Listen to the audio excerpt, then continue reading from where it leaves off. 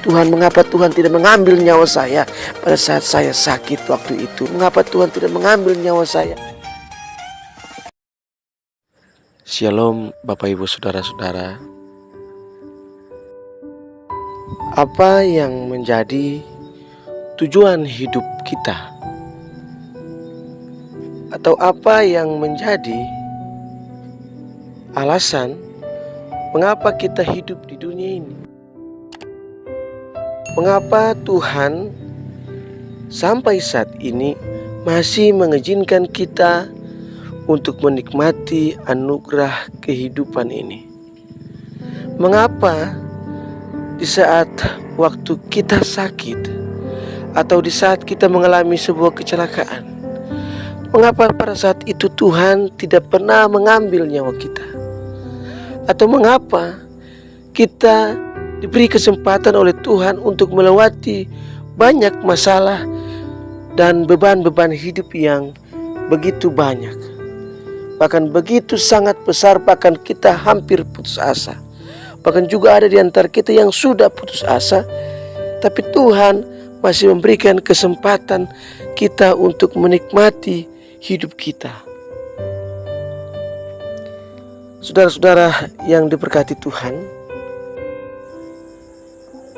mungkin saudara-saudara pernah mendengar ada sebuah istilah bahwa Tuhan tidak pernah menjanjikan lautan itu selalu tenang, tapi Dia berjanji bahwa Dia akan menjaga menuntun kita hingga tujuan.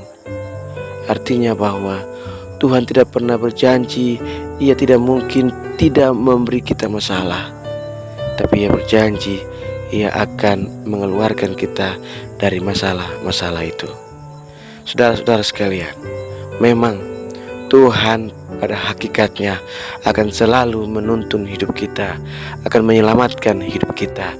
Itu menjadi karakter Tuhan terhadap kasih-Nya kepada manusia. Itu tidak bisa kita pungkiri. Tapi Ia selalu mengajarkan kita untuk selalu memaknai setiap gelombang itu. Tuhan mengajarkan kita untuk selalu belajar untuk memaknai kira-kira apa maksud Tuhan memberikan gelombang kepada kita, apa maksud Tuhan memberikan masalah kepada kita, apa maksud Tuhan memberikan saya suami seperti ini, apa maksud Tuhan memberikan saya istri seperti ini, apa maksud Tuhan memberikan anak saya seperti ini, yang berbeda dengan anak-anak yang lain, berbeda dengan suami-suami yang lain, berbeda dengan istri-istri yang lain. Saudara-saudara sekalian, mungkin saja ada di antara kita yang menyesali tentang hidup yang kita jalani. Kita menyesal terhadap pilihan pasangan hidup kita. Kita menyesal dengan pekerjaan kita. Kita menyesal dengan hidup yang kita jalani di saat ini.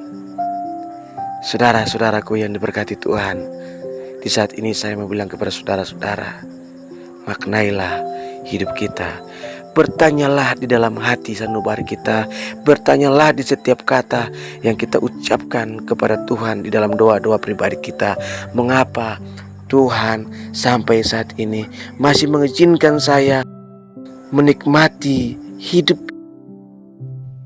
Bisakah kita bertanya di dalam setiap kata, di dalam setiap doa yang kita bawa kepada Tuhan?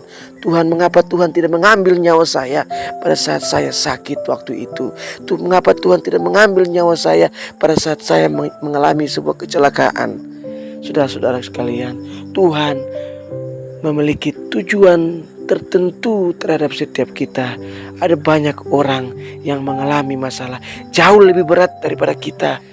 Ada di antara kita yang kehilangan suami, ada di antara kita yang kehilangan istri, ada di antara kita yang kehilangan anak-anak karena dipanggil pulang oleh Tuhan.